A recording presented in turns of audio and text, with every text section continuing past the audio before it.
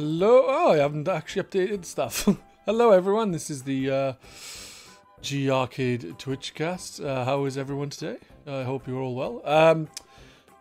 Today it's going to be me and Victor Mildew. Hello. Sorry. It's fine, man. And we are going to be talking about the, well, like, you know, PlayStation 5, next-gen stuff, lots and lots of different things, I believe. Including, you know, well, we'll see. We'll see how much time we have. Because obviously I don't want to say we'll commit to something and not do it. Like when I said, yes, we're going to talk about the Xbox Series X reveal stuff. And then we never actually got around to it because we spent 3 hours talking about the PlayStation, I think. So, for doing that. We'll talk about this, and then in like about 5 minutes, till we got to go. Oh, we never talked about it. Maybe next time. yeah, exactly. It's just generally speaking, there's so much to actually talk about, like, and can't remember what I was going to say. Generally speaking, there's a lot to speak about, and obviously with us, because there's no strict kind of like plan, no strict guide, like guide that we should stick to. We just go off on tangents all in time, which is fine. I think that's what people like about it. Like it's just less like it's a bit more free flowing and fun. That's what I reckon, anyway. Yeah, I'm terrible at sticking to our plan anyway. If we said we were going to completely talk about the PlayStation 5, and I had a document which would get us through 2 hours of chatting, within about 5 minutes I'd be talking about something else. So I'm much better free flowing. Exactly. I think that's the best option. So what we are going to start with then is, I think I was going to say we could talk about like what we would like from next gen, because obviously, actually, I was thinking maybe we should talk about next gen next podcast just before Christmas, just before the new year, and this time we should actually talk about what we've really enjoyed from the last generation that have literally just ended. I think that would be more interesting because we just now coming into the new generation. I'm not saying not to talk about the PlayStation 5 at all. I can't talk about the Series X because I don't have one. Neither do I have a Series S. So I can't talk about those. But I do have a PlayStation 5, so I can't talk about that. But I was thinking it'd actually be kind of more interesting, I think, to talk about what the generation that has just ended. That makes sense. This has literally just ended within like a couple of weeks.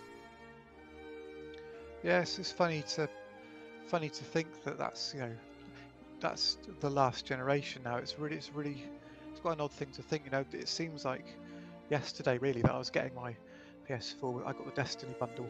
I think it was. I wasn't really particularly bothered about Destiny, but it was on offer. It was like I had something like 50 quid off or something when that came out. Yeah, it just feels like yesterday. It's back when I had internet so crap that I had to take my PS4 into work, use their internet connection to download anything on it, like updates, anything, because I just didn't have any decent internet. That's mad. I've never had that problem. Like, I've just had to suffer with what I've had. I mean, that's not great now.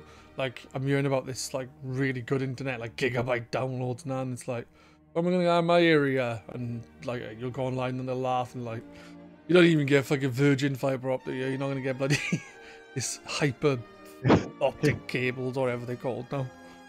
So there you go. Star Trek internet. Bloody, yeah, it's a pain in the ass, really. But, yes, I was thinking that we should talk a little bit about maybe the PlayStation 4 and the Xbox One. Which one of the two would you like to start with if you have had both? I only have the PlayStation 4. I've played quite a bit of Xbox One when it first came out, but yeah, I have extensive PlayStation experience really, so I'm far more knowledgeable about that. Alright, well, we start on there then, because why the fuck not? start with, how do you think the PlayStation 4 came out then? Like, in the sense, do you think it came out like instantly? Like, you look back at the PlayStation 3, this is obviously a generation before, and it came out not great. Like, it was always behind the 360 for several years, but like, to me, the PlayStation 4, I don't know why. I don't know what the reason was. I don't know if it was price or it was just... I know the reason why the PlayStation 4 probably did so well to start off with, actually. And that was the Xbox One reveal, probably. Yeah. But would you agree, like, the PlayStation 4 came storming out of the gates this generation, last generation? Definitely. I loved the first PlayStation. I didn't really like my PlayStation 2. I think that's because at the time I got a Dreamcast and I got into PC gaming for the first time.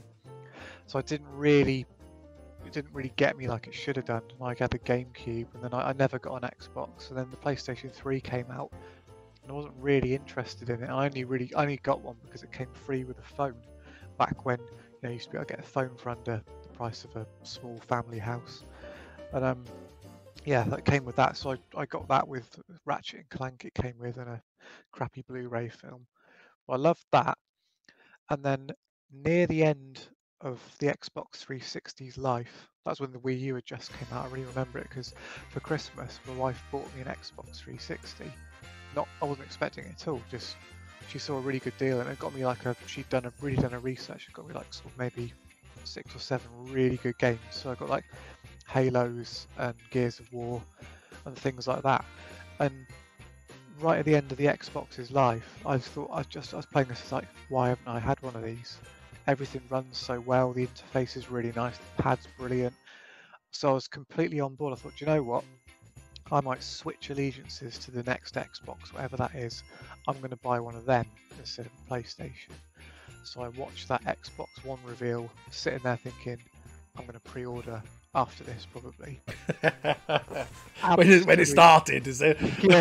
yeah. And it started. I thought, here we go, and just the end of it, I just couldn't believe it was so. I mean, well trodden ground in it. Yeah, it is. So bad. TV sports. I love that edited video on YouTube. Yeah. TV. But the thing is like, obviously the Xbox One, I think, obviously, for one, everyone hated the name, and I get why. Like, the name with the Xbox One, I think it was like one console. It does everything. You can watch a TV, you can watch it.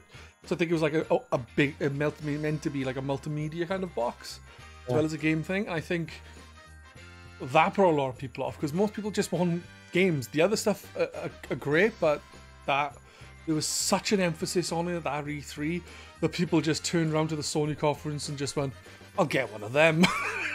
Yeah, that was it. It wasn't. It was it's like, if they'd started off and done the TV thing, I think, oh, that's quite cool. Yeah, you can use it like a DVR thing, and that, okay, fine, and move on. But it's just like, is this ever going to end? Just on and on and on and on and on. And I was like, where's the games? And they're like, here is Steven Spielberg talking about a new Halo TV program, which never came out, and just going on and on and on and on about stuff. And then it finished. It's like, what's that? Like, where's the stuff?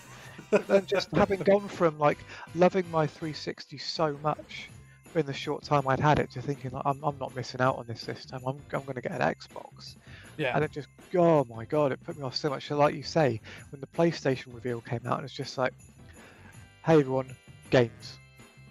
All you want, games, and the price is really reasonable. It's a compact little, it's quite a compact console compared to how big the Xbox One was at the time, and it just did everything right. I mean, I can't remember what the launch lineup was, so I didn't get one at launch. I can't remember. I got one. I didn't get a launch day. I got a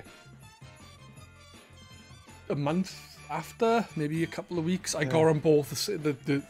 I got one, both the Xbox One and the PlayStation 4 within a month of each other, both by Christmas that year. Through other people. Yes. My missus bought my PlayStation 4, and a person in my father's side of the family passed away, and they had money, and they bought myself a console, as well as my sister a console, and my other sister something. So that's how I got that, both of them. Yeah, I just nothing. I don't remember anything standing out as being that looks incredible. It was just that it was almost it was made better because of the perception compared to how crap the Xbox One felt. You know, it was helped greatly. Yeah, and especially with the sneaky drop of the camera and stuff. I mean, that was a bloody sneaky move because you know, it was supposed to have the camera as standard. Because of the backlight, the Kinect, so just yeah, that's the thing. Like, there was the issue there was with not so much the issue, but like Sony stuck to, well, yes, we do have these other features. The main focus is the games, and obviously for E3 they stuck with that. And the issue you had with Microsoft is they already had PlayStation kind of did the same thing in the sense of with the PlayStation they did the Move controls and kind of went for the casual market of the Wii, whereas I think Sony realized it's not really that viable, and we need to, while dipping our toes in, still concentrate on the main gaming aspects that the traditional consumer who buys their products stick with. And Microsoft didn't. They seemed to go more casual, thinking this is going to be the best way forward, and it completely bit them in the ass. And then Sony just looked like the company then for gamers who want games, if that makes sense. That's the thing, isn't it? It's just the worst thing you can do is tell people what they want, even though you might know what they want. The worst thing, you know, it might have been that everyone would have got an Xbox One in the state that they were proposing it to be and loved it, but to tell people, oh, you want to sit and play Kinect, and it's like, well, I've had Kinect, and I'm like, oh, I got bored of that with my 360. You know, it was good for 3 months, and I got bored of it, so I don't want it. So don't make me have it. Yeah. Things like that, isn't it? No, I agree. It was very, very bad decision by Microsoft to go the way they did and to say, you know, do these certain things. And the thing is, the functionality outside the US was gimped, basically. Yes. Kind of like the Wii U was outside of Japan. Like some of the stuff you could do on the Wii U, you couldn't do outside of Japan. Some cool things in it, like that sort of is more of an integrated thing. I can't remember the exact functionality, but wasn't it something like you could be watching TV and almost call up a UI during the broadcast? And I might be thinking of the Xbox One actually, but it was I think both had the option, but I mean the native countries. I think actually you could bring up Sky or something with the Xbox One in the UK, worked with that, but so you could be like, Xbox, BBC One, please. Well, you wouldn't say please. Xbox, BBC One. Well, funny, think of that now, right? Think of that back then, people going, oh my god, I don't want my Xbox doing this. That's ridiculous. Now, I know everyone is going with Siri, Alexa. Yeah. Oh, it's so great. Google I Assistant. Can just say, Alexa, turn on my TV, and it just turns on. You know, it's like, but back then, I mean, they really were ahead of their time in certain things. Just telling people, you know, people are scared of new things, and telling people, oh, this is going to do all this stuff now, so well, I don't want that. So to then, for Sony to then come along and go, right, we'll get rid of the camera and it just plays games, and any like digital rights management with second-hand copies, get rid of that, just bin that. It's just a complete easy win, wasn't it? Yeah, I forgot about the second-hand non-sales thing. Some people said it kind of was a good idea, not that you couldn't have second-hand sales, but due to you not being able to have second-hand sales, you could share the game even digitally with up to 10 people, which sounds good in theory, but I haven't got 10 people to share it with. yeah, well, that's it. I don't know 10 people. Well, there's 5 other people in the house, but they can just play on my console, you know? So, there you go. So, yeah, I cannot remember what I had with my PlayStation 4 either, thinking about it. You're saying you can't remember those? I remember downloading Stardust HD. No, that was the PlayStation 3. I remember downloading Resogun? Resogun, yep, that was the first Plus title, wasn't it? I remember playing that. And PT as well, because at work we had in the game room we had a PS4, like, and the other ones right from when they came out, and we installed PT on there. And I'd heard rumblings like, oh, you should go, you know, when people started discovering what it actually was, you should go and play that. So me and my mate went and played it over a couple of lunch times. And you absolutely shit your pants. Shat my. The best thing was I'm not really one for jumping in games. Like I might get like that sort of like cold rush go through your body, but I never throw my arms up in the air or go oh or anything like that. And something made me jump in it, and I went oh like that, and he just turned to me and just went, "You prick," and just properly laughed at me. And about 5 minutes later, jumped out of his chair at something. It was one of those brilliant, sort of almost accidental shared experiences. Of we just on a whim played this thing, and it was brilliant. But I don't even know when that was. That was before I had my own one, so that was before Destiny coming out. So whenever that was, I really don't remember there being any standouts because Drive Club was delayed, wasn't it? Yeah, Drive Club was delayed at least a year, weren't it? And then came up broke. Because that was announced as being the first PlayStation Plus title. It was going to be like a permanent, you're going to get Drive Club PlayStation Plus edition for the first year. And it's like, holy shit, you know, I was interested in that game anyway. And now I'm going to get it free with Plus. Oh, how can this console get any better? And then that was delayed. Yeah, it was at least a year. It was delayed a while and you had to buy it. And then the PlayStation Plus version came later. But it wasn't the full game, I don't think. Something like that. It was really weird how it ended up being. Yeah. It was the India. The very first environment the game puts you into is in India. It was that environment. So all the events that took place in the India thing, it was India, were all there. And they said, oh yeah, you can earn the platinum, you know, as if that's the most important thing. You can earn the platinum, you can go online and stuff, but it's only in that environment. But to not have the sheer variety that game had ended up being, I can imagine people playing it and going, oh, okay, well, this is all right, but it's not a great deal to it. I'm not a massive racing game fan. I don't play a lot of racing games like Mario Kart and stuff. It's different. It's like arcadey, party, fun kind of thing. But Sundays playing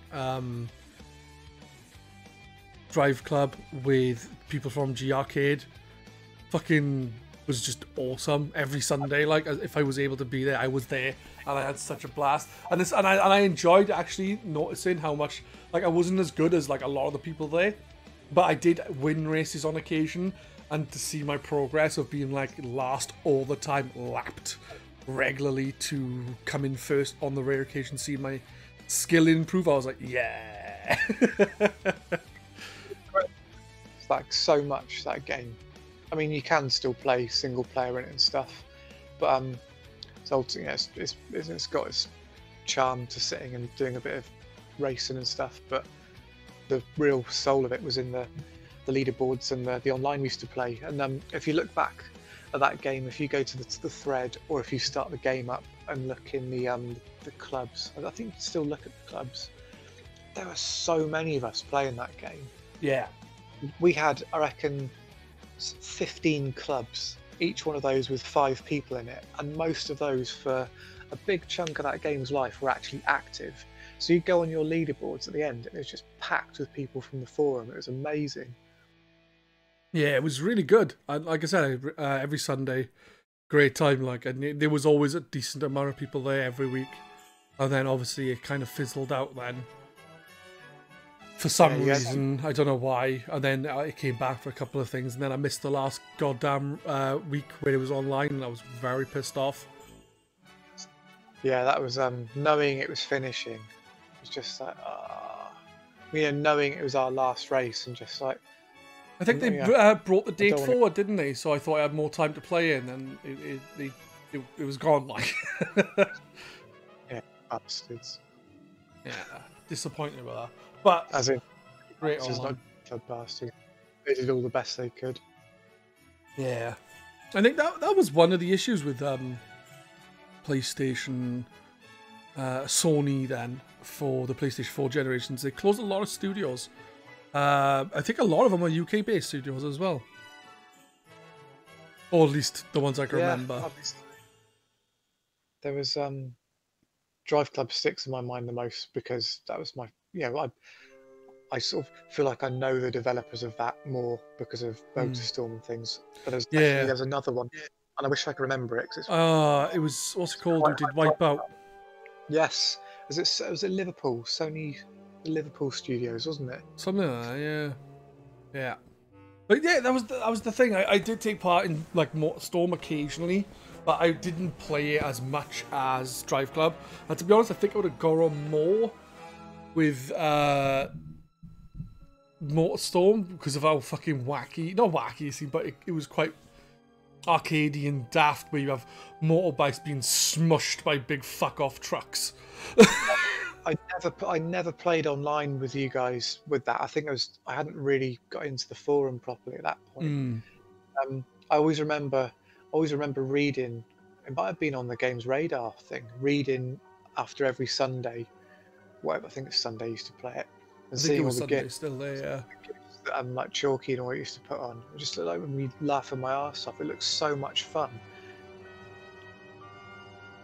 Yeah, I didn't take much part in them, but the one or two that I did, I enjoyed. I think it was the first one as well. I didn't play much of the others.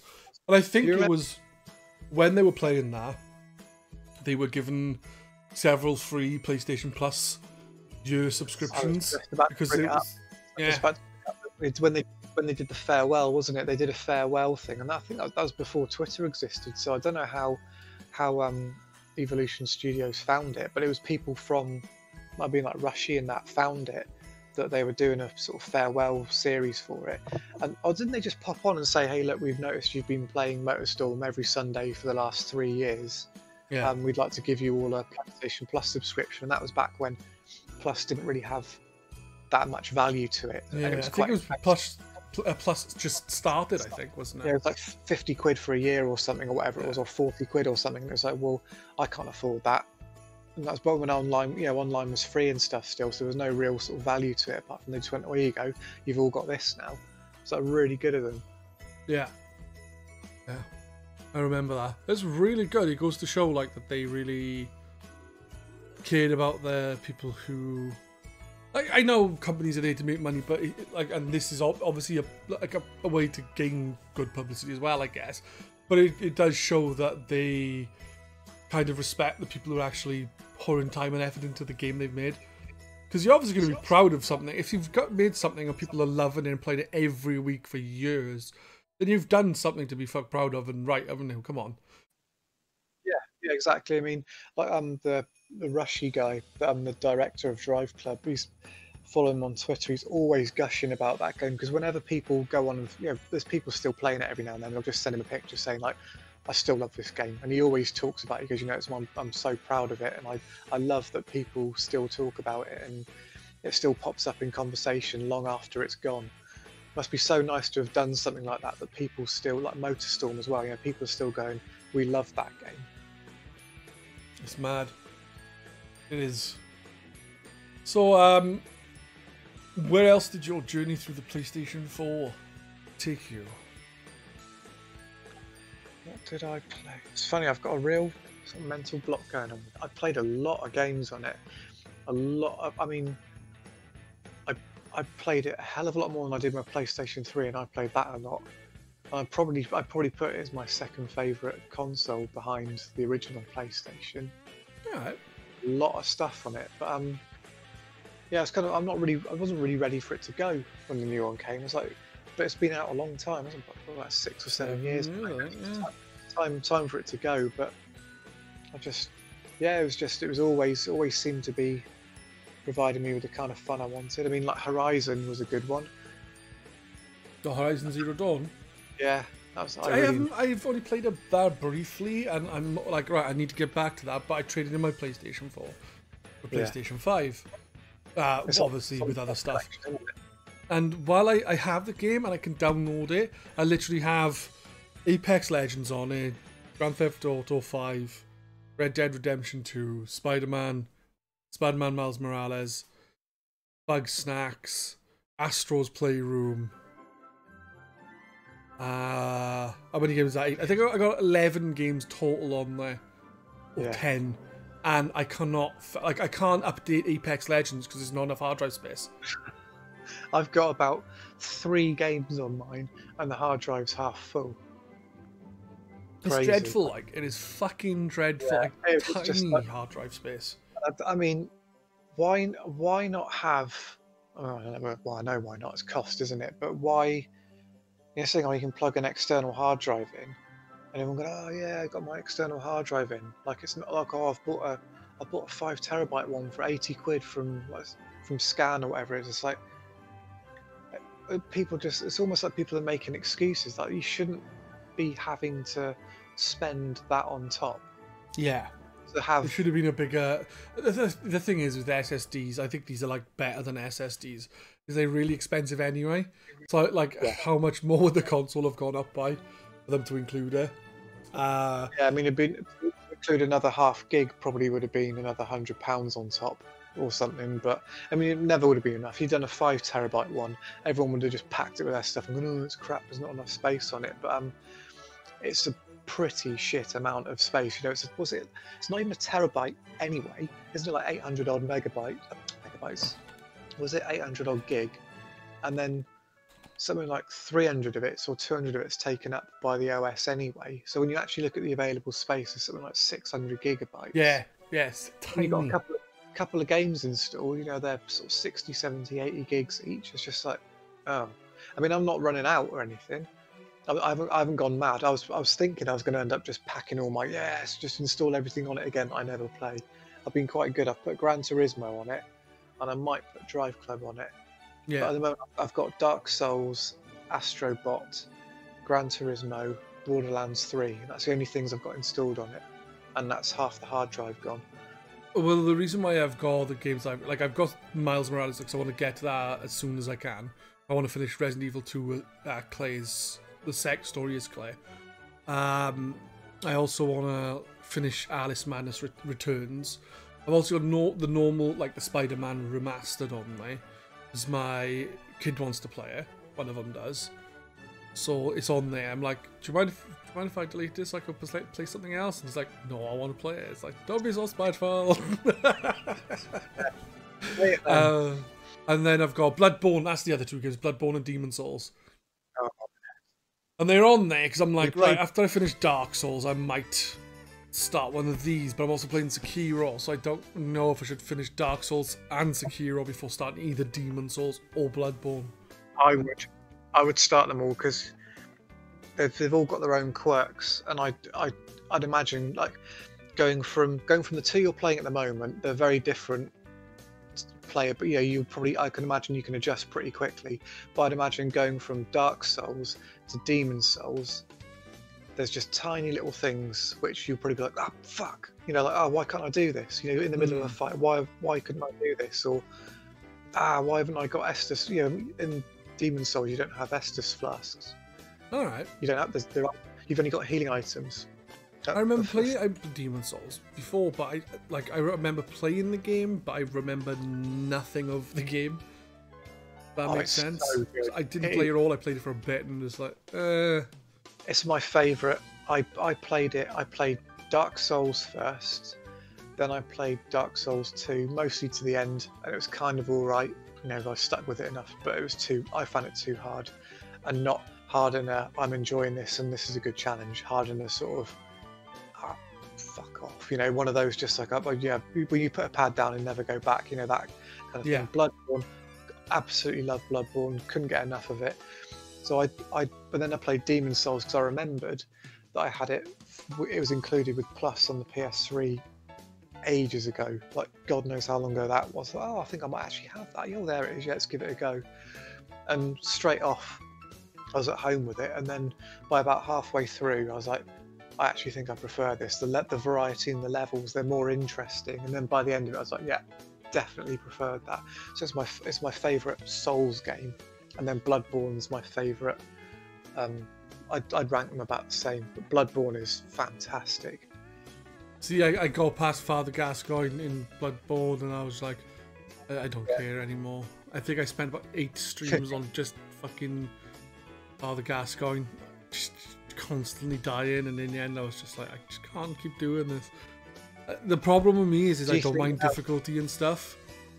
I just get bored of repeating the same thing over and over and over again, which is why I tend to play one game and move on to the next. Even if the game is similar, it's still a different game with slightly different things. If it's different enough. You just Probably got why I can't get into stuff like FIFA, because it's the same fucking thing every year. It's just Bloodborne. There was a few bits in that where I was just like banging my head against the wall, but I was into it enough to want to carry on. Whereas Dark Souls 2, I wasn't enjoying it. It was just it felt a bit shit, you know. Just didn't feel that good, and the level design was really poor in places. Just sort of corridors, just like just a bog standard square corridor with sort of 10 massive, like basically boss level enemies in it. It's like, why? Well, it's just for the sake of making it hard to get along this corridor. Whereas like Dark Souls and Demon Souls and Bloodborne, they have their difficult bits, but they've got a context, you know. You don't mind it so much. Whereas like Dark Souls 2 is just like, this is why you know, why is this boss? Why are there 4 of them? It's just for the sake of going, well, you thought Dark Souls was hard, well, get a load of this one. But Demon Souls, I'm quite far on in that now. I'm amazed how much I remember of it, being how long it's been since I played the PlayStation 3 one, but it's so good. My wife is watching me play it. She's absolutely loving watching me play that game, because she can't play them. It's not the kind of thing she'll get on with. So she said, I'd never be able to even get to the first boss. No chance. So you'd be surprised. My missus, she don't really play games at all. But in Dark Souls, I was like, I would get her this, and she killed the first, Asylum Demon first goal. So you never know. It's worth giving her a try. She's great at there's certain other games she's really she's fantastic at, but that one she'll just panic too much. Speaking of, 1 second, sorry to derail things from this derailment of the thing we were talking about. Did you end up picking up Picross? No, I was waiting for it to go on sale. Funny enough, we saw, because it's still on my wish list. It should be on sale soon, because Picross 5 just came out, or is out this week. Yeah, I saw that. Yeah, it was, we tried, is it Super Box Boy? Is that what it's called? The Box Boy thing. Box Boy, yeah, Box Boy and Box Girl. Yeah, that was it. Tried the demo of that, and I don't actually liked it that much. I just kept telling what to do. Maybe if it goes really cheap. Picross is a definite, but I'm waiting for them to go on sale just to buy a few of them, I think. But we're definitely picking it up. Well, the first one usually goes quite cheap, and obviously the first game is the most basic. The second game adds a bit more. The third game adds a little bit more. The fourth game, I think, it doesn't add anything different. But if you have Picross S1, S2, and S3, it unlocks 5 massive puzzles, and the grids are usually, they start off as 5x5, then 10x5, and they end up being 20x15. Well, these big grids are 50x50 or 40x30, and they're really fucking tricky. They're great. Yep. Blimey. Yeah, it's good fun. Yeah. And so yeah, you were saying sorry about your wife and Bloodborne and the like. Yeah, she loves watching. She absolutely loves watching me play it. And this might be a tangent off what we mentioned before the thing. But talking on the forum about streaming and sort of falls on against streaming, I'm very much was very much in the I just want to play games. I don't want to watch them. I can't understand this. Yeah. But that's a pretty shitty, ignorant way of looking at it, because as other people said in there as well, it's if it's people you know, when we all were watching Jawa playing Dark Souls for the first time, it's great fun. Or where Doom was doing a Sea of Thieves thing, it's great fun. It's like chatting with your mates. And I think it's my wife watching me play Dark Souls. I mean, that's no different. That'd be no different to me sitting there with the headset on screen and her watching some. It's no different. She's loving that. We're sitting and talking things through. She's saying, what's around that corner, be careful. She's helping me spot things. She's giving me encouragement. It's brilliant fun. It is, yeah. I think that is I think the whole I'd rather play games than watch games is a very, very narrow mindset. It's at the end of the day, you will. I can get if you're just watching someone play a game. There's no commentary, no chat, no nothing. You're literally just watching a game being played. I could get that. But if you're watching someone who like, the community, the GRcade streaming community is growing, and as we've all been talking for years on the forum, it's kind of a tight community on Twitch now, where we like all in there talking to each other and stuff. So you've got that aspect. You've got the other aspect of some streamers. You just enjoy they enjoy their streams, and they like again. You have this small community. You have bigger streamers then, which I can understand more of. Your chat is going too fast. Nothing's really being taken on board because, again, chat is going too fast.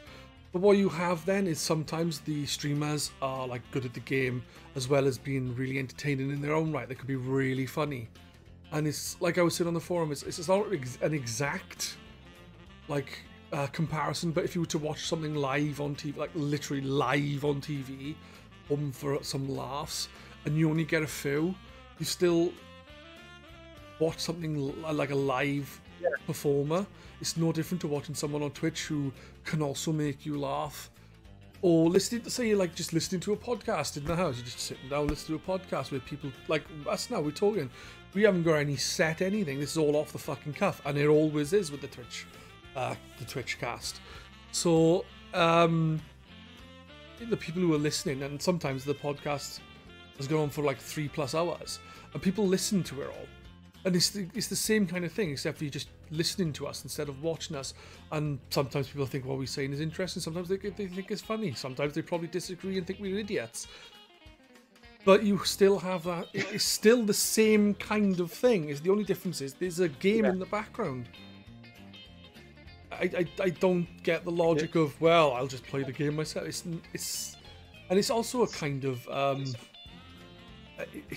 as you said, with your wife watching you play games, it's very much like that as well. Like, a lot of people who are older nowadays don't, well, at this time of the COVID and stuff, it's a bit different, but like a lot of people who are older, I don't mean like 80s, I mean just generally older, like 30+ who've got kids, are not able to go around their fucking friend's house every night and have a load of games together. So if one of them's streaming, they could pop in and have a chat and watch the game instead of being sat next to them.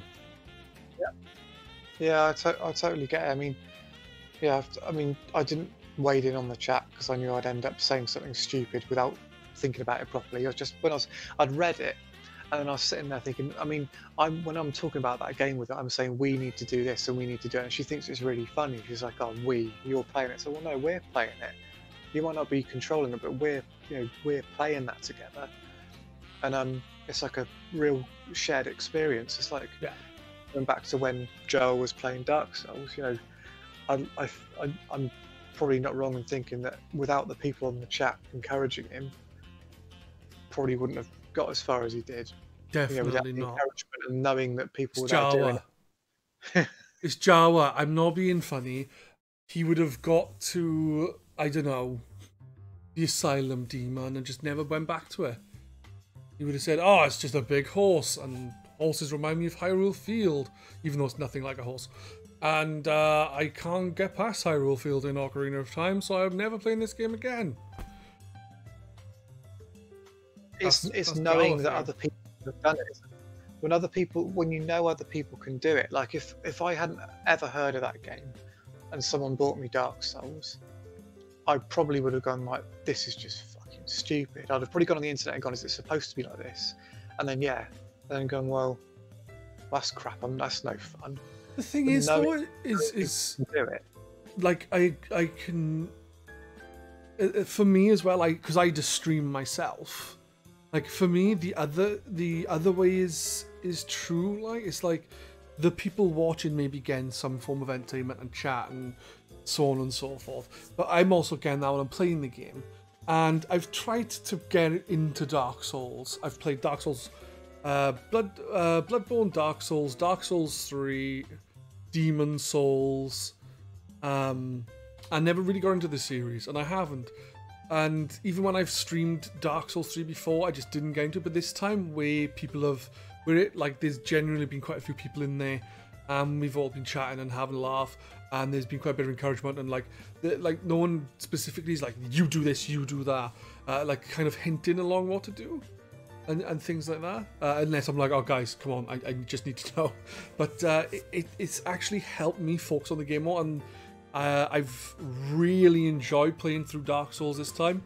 Like, I think it was Graham was saying in the chat the other day when I was playing Dark Souls, he said he's glad he was sitting down because he would have fell over after I said that I'm really enjoying playing Dark Souls this time, because he knows how much I've said in the past how much I hate the series. I think nearly every podcast I've been on with you, at some point you've mentioned it and how crap it is and how much you hate it. Yeah. So when you said you were going to play it again, and you clearly, you must be enjoying it to have stuck with it. It's great. I mean, and I'm not one of those like, oh, if you don't like Dark Souls, you're a twat. I completely get why people wouldn't like them. No, I'm just a twat anyway. But when people do like them, it's like, great. You're enjoying it for the reasons that everyone else seems to, well, most people seem to enjoy it. Yeah, no, it's turned out that this time with the stream that I've just really enjoyed it, and like I have Dark Souls 2, Dark Souls 3, Bloodborne, Demon Souls, Sekiro, and I'm playing through Sekiro and I'm enjoying that. That game is different to it is quite a lot different to Dark Souls, where I find Dark Souls is kind of like more balanced, and like now I'm being told I'm way too overpowered for the bosses, because I'm killing shit way too...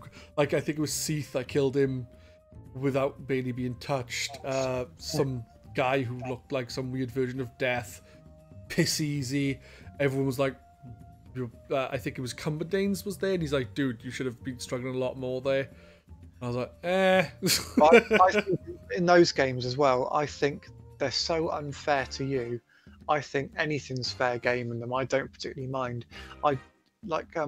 I'm finding Demon Souls reasonably easy now, because I went with a magic build this time to do something different, because every time I start those games, character create, I think, right, I'm going to make a new character, I'm going to do something different, and I always basically just end up with a knight that can handle massive swords, and I thought, now this time I'm going to use magic. I want to see what it's like, because I've never used it. I'm going to do that. So I've based it around magic. And I found a weapon which scales with your magic stat. So I've just pumped shitloads into magic, a bit, some nice endurance, bit of health and stuff. So it's I wouldn't say it's easy, but I'm not struggling with it. I'm making good progress. Like, we did 3 bosses yesterday. I've done another one before coming on the stream. That'd be unheard of in something else. But I'm really enjoying it. I just think when people say, "Oh, you're overpowered," it's like, well, the game lets you do it. Yeah, it's like any RPG. I wouldn't say to someone. Like people were saying to Doom before, like, well, you're playing Pokemon and you're way older. Like, I asked him about it because we were on the podcast and we were talking about it. And I was like, do you get your enjoyment just going into the gym battles, just trouncing the leader instantly? And he's like, yeah, I'm enjoying putting the time in, getting my team up, doing certain things with them to then win these battles easily.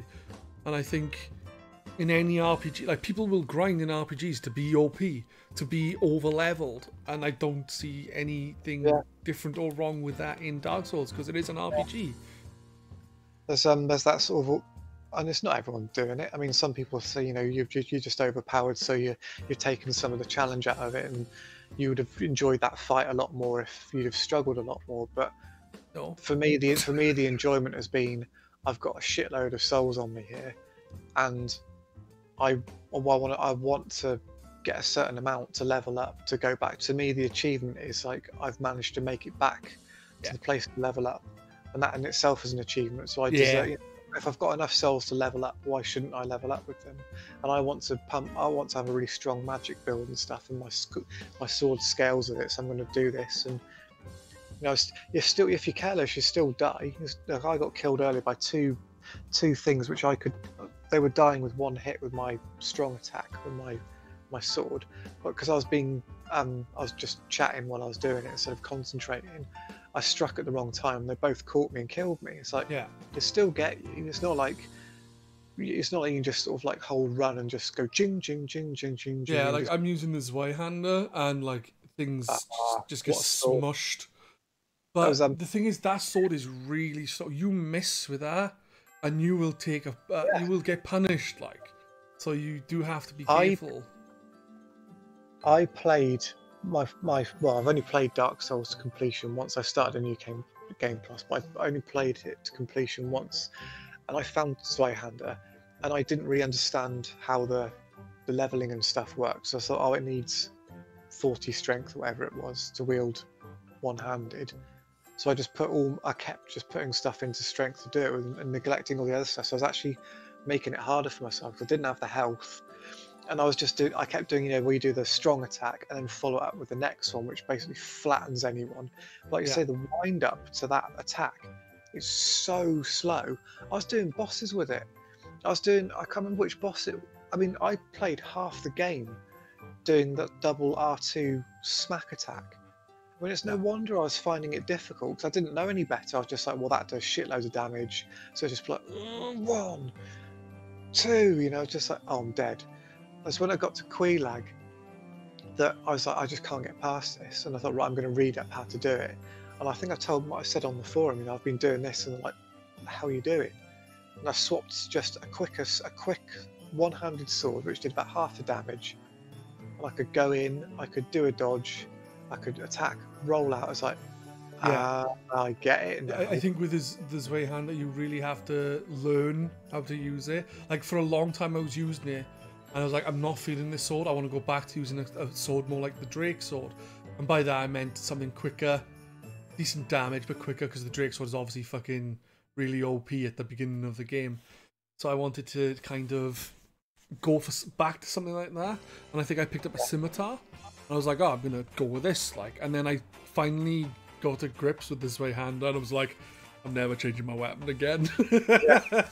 But I did change it. I went back to using the Drake sword, I think, against the blue Hydra, because I know there's another one, because Carl was like, this isn't the Hydra I thought. And then it was going, when someone else was playing, Carl was playing her.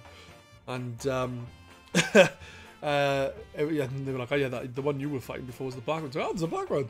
But I was trying to hit it with his Zweihander, and because of how quick it goes back, like it hits, and some of the heads are quite far away, so by the time you actually get to it, wind up your attack is gone. It's like, I need to change to something smaller and weaker, but at least it can hit it. I played so much of the game like that. I mean, it's no wonder I was doing crap. But it's because my no spoiler policy and things, I wasn't reading up on things, whereas I've come to the conclusion with that type of game, I wouldn't ever read a guide on anything until I finished it, whereas that type of game, it lends itself to, as you've seen, it lends itself to streaming, because it's got that kind of playground rumor type thing to it, whereas when you were little and you got a new game, the internet didn't exist, and you might get a magazine that might have a feature on a game you've got.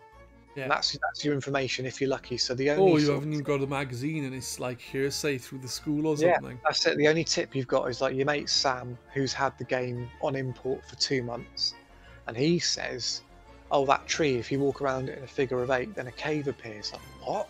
Oh, I can't wait to, you're pissing your pants with excitement. I cannot wait to get home and try that. And you get home and you try it and it works. To me, those games have that kind of feel to them where there's no way anybody would find half the stuff in those games without a bit of hearsay and a bit of hints and looking up a bit. I agree. It's mad to think about, actually. It does lend itself to. They're meant to be. They feel like they're meant to be played like that. So, for your stream, it seems to me that your streaming has made it the game you want it to be by virtue of people helping you or giving you hints and things and encouraging you and stuff.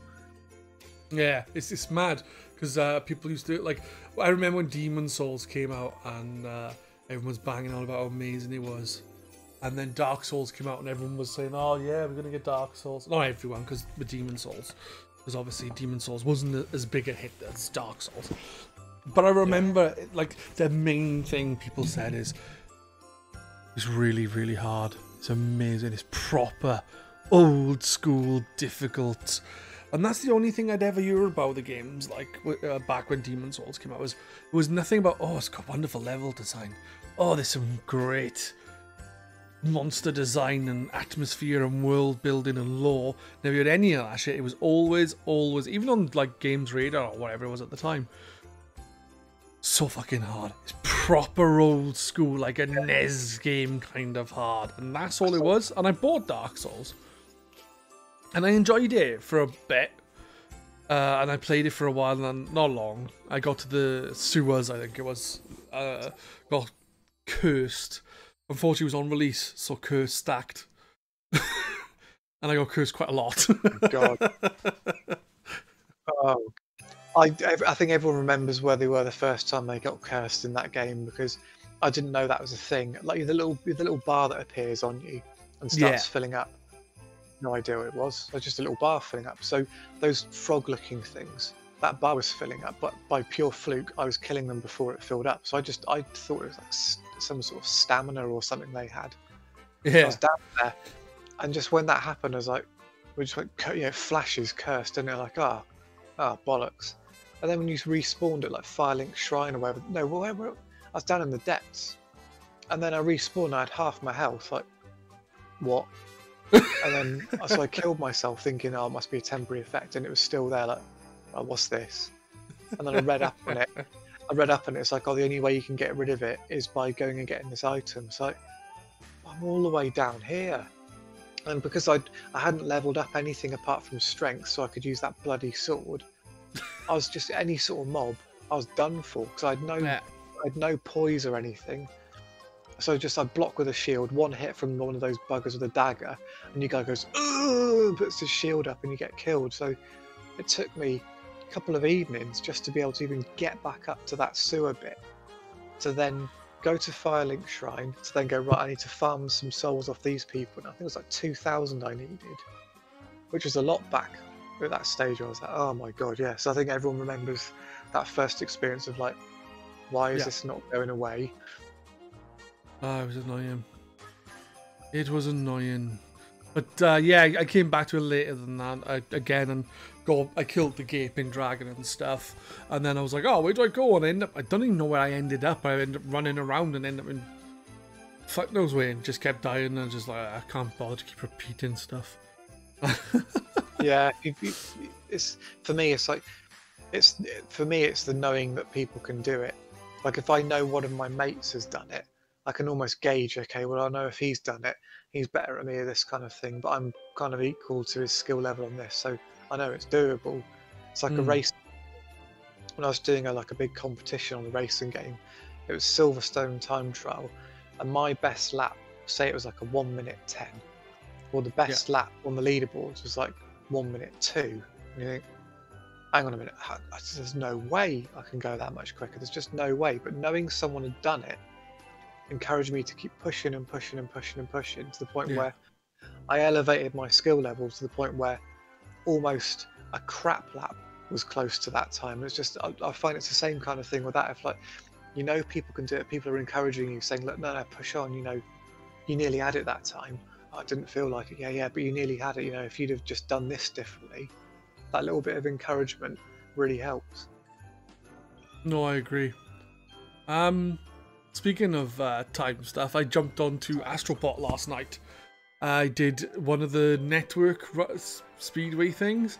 I was like, it's not bad, 50 odd seconds. And then I looked at the thing, and I think you were at like 40. I was like, how the fuck are you doing so fast? How the fuck is he like 10 seconds in front of me? I really enjoyed that. I tell you what, if you look at some of the videos of the world records, it's almost like it's not glitching, but it's like almost going out of bounds of the path of the level to do it. But it's because my mate sent me a time on, I think it's the snow themed one, the ice themed. And what I say it was like 50 seconds. I think the one I went on was the beach one, I think. Yeah, the beach one is that one. Just that you do it and you think, I got close to his time, and I beat it. And I think, right, I wonder if there's little shortcuts I could take. I wonder if I sort of played it with a different rhythm, or tried to, instead of smashing through that thing, what if I just jump around it? So that kind of thing. And just like, what if instead of doing 2 jumps, I do a short jump and then a little attack in the air? And that makes you sort of go a little bit, skip over something. And you find the levels are set up in a way that if you're going through them at full pelt right from the start, the rhythm of all the moving objects is set in such a way that you can just go skip past them. Whereas if you hesitate at all, they're in your way.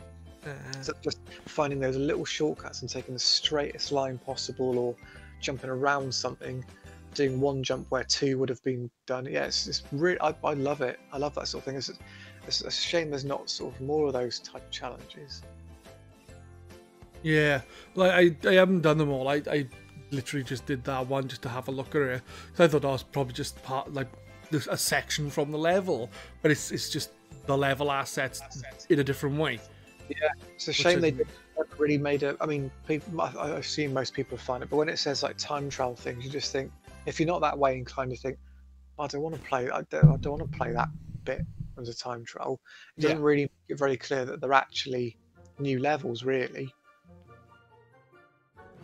No, that's actually a good point, because as I said, I thought that it was just sections from the normal game, but obviously they're not. So I guess people should look at it anyway, just in case. That's my advice to those who are listening. Check things just in case. Have you played it on the PSVR? I can't remember if you played that one. Astrobot on VR, yeah. That's my biggest gripe with Astrobot, is while I really enjoyed it, like I noticed someone on the forum was like, "Oh, it's just like a nostalgia trip piece of shit kind of thing." I was like, it's actually just a really fun game, but it does have like nostalgic shit going on there, and I think that will heighten it for some people. For me, not so much, but it's kind of a miserable get. But to be fair though, I did think certain bits were pretty cool when it comes to nostalgia. Sorry about that. Yeah. So like for example, I'm not going to spoil anything, but one thing in the end of the game, I'm not saying exactly where in the end of the game, I was like, oh, this is so cool. I know what you're talking about, and it's a shame almost like more wasn't done with that. I was expecting sort of more things to happen like that, and then just when it finished, like, oh. The thing is when they did it, I liked the transition stuff, but I was also like, I actually prefer the first part of the fight. Yeah. I was thinking the same. I was thinking, oh, cool. What are we going to get next? Are we going to get the other thing? No. Yeah, for me, I loved it. I thought it was, I mean, for a pack-in, I mean, it's great anyway. I'd happily paid like 20 quid or something for that game, I think. But for a pack-in, it's brilliant. But having played the other one, it's like, well, someone went, oh, I wish they just make a full game. It's like, oh, they have. Yeah, no, it's not so much. It's not so much. I wish they'd make a full game. It's just I found Astrobot in VR really fucking cool, and I really enjoy playing this. But I loved the VR experience of Astrobot. I thought it was cool doing these little, like, checking out round corners and looking around the world all differently and stuff like that. I don't know why, but it was just so fucking cool, and I miss that aspect of it. But I still really, because the gameplay's the same, really.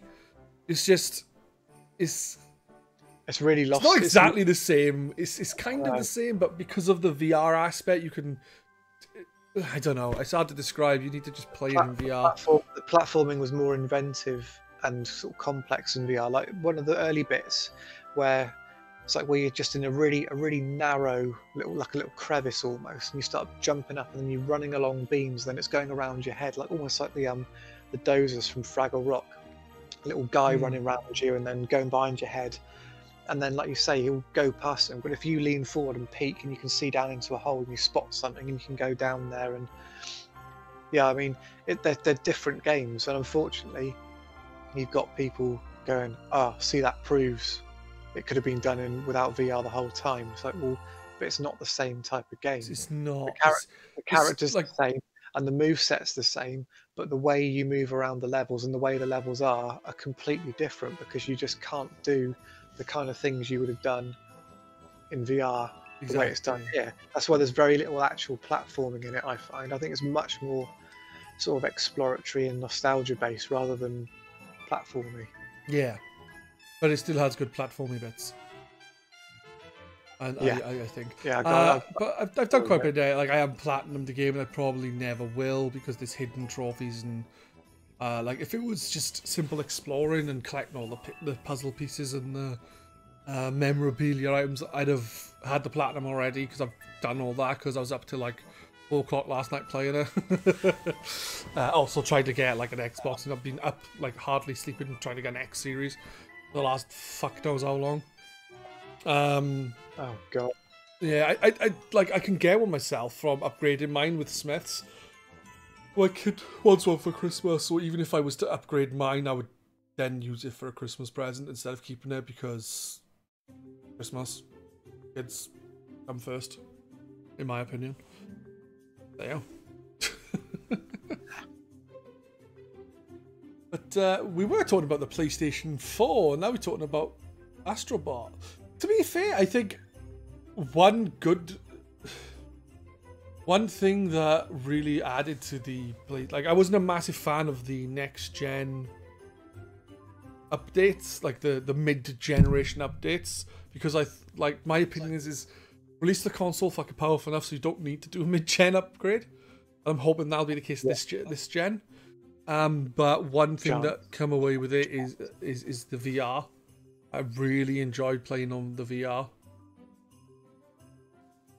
Yeah, I haven't played mine on my PC for quite a long time because the 2 games I used to play a lot have just gone to shit. They just basically don't work anymore, and it's not because of my PC, it's because some updates to the games have crippled the performance and made it working on my wheels so it barely even works. So I just got, I mean, they're my I play my driving games in VR. That's basically what I use my PC for. And the 2 ones that I played religiously just basically don't work anymore. So I haven't done it for a while, but I've got Blood and Truth, which I haven't opened yet, and Resident Evil 7, which I haven't opened yet, which came with my PSVR. Got quite a lot left to play on it, but it's so good. Like, it's one of those things, and as well, when you haven't played it for a while and you put it back on, you just think, this is incredible. Like, why am I not playing this more? I mean, there's the inconvenience of having to set things up and stuff like that, but it's so good. When it like Astrobot, oh god, I could happily. I wish I could play that again with fresh, with have my memory wiped and play it again, because it was such a joyous. It's a good week I got out of that. I think just all evening playing it, exploring, humming along to the music. It was brilliant. It is great. I agree. I truly do. The thing is like this. I think that is the biggest issue with VR is one that obviously the cost, like with the PlayStation, is cheaper than PC, but it's a faff having to set it up all the time. Unless you've got it constantly set up just at the side. But no one really does that, do they? Your average person isn't going to have it all set up ready. Yeah, it's like even my PC stuff. It's because it's expensive stuff. Like if it was a mouse, like a 50 quid mouse or something, then well, I'm not going to pack my mouse away every night. I'll leave my mouse on the desk. Yeah. But it's like a £700 headset with with exactly. Lenses in it, which if you scratch them, the thing's broken, or if you drop it, you're going to crack the ear thing. When it's stuff like that, you just think, no, I'm packing it away every time. So then it becomes this. It's almost like ritualistic getting out. Okay, I'm playing my VR tonight, so I've got to prepare myself for it. But on the other hand, sometimes, especially when it's warm or something, you just think, oh, I can't be arsed tonight. If you could just take the Oculus Quest and things like that being wireless. I know Kix and a few other people have got those. And you said it's really good.